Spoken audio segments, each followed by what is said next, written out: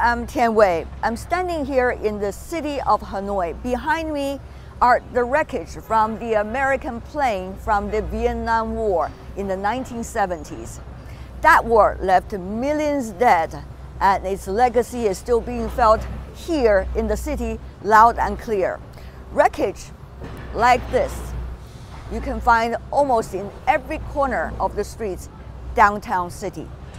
Despite of their checkered history, Washington and Hanoi are getting ever closer geopolitically.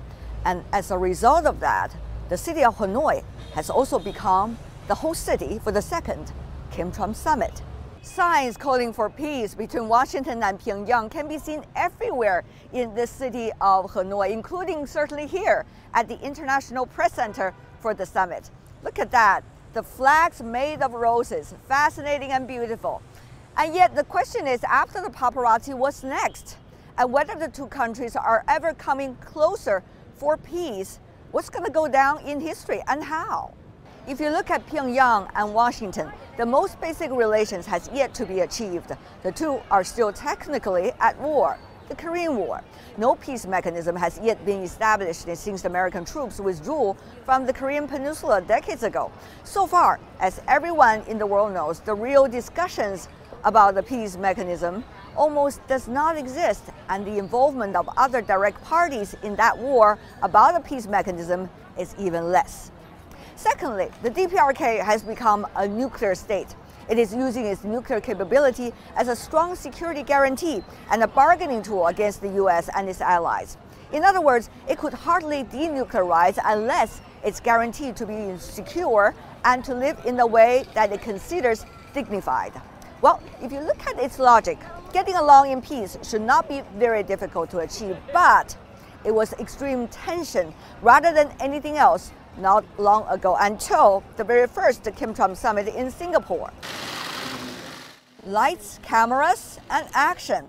What a show, but the question is how much of the actions under the spotlight are really leading to real actions for the denuclearization of the Korean Peninsula.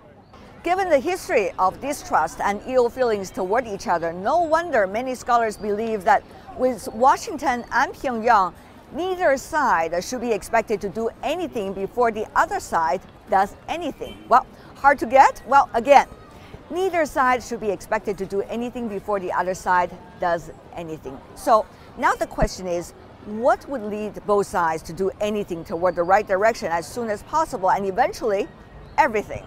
The reality show style summit has to be replaced by the real, detailed, and hard work, which would bring about a mutually accepted step-by-step plan. And that plan has to be clearly marked, both the sequence and the real actions that both sides have to follow. For the DPRK to embark on a journey toward denuclearization, not just to stop provocation, but real step to denuclearize. For the US, as a beginning to work technically toward the end of the Korean War and provide a security guarantee and economic opportunities that Pyongyang considers as the bottom line. That is what the second round of the Kim-Trump summit really has to achieve. But that would not happen easily. Neither side has credibility in the other's eyes. Meanwhile, other stakeholders that should be directly involved in establishing a peace mechanism are not included in this summit.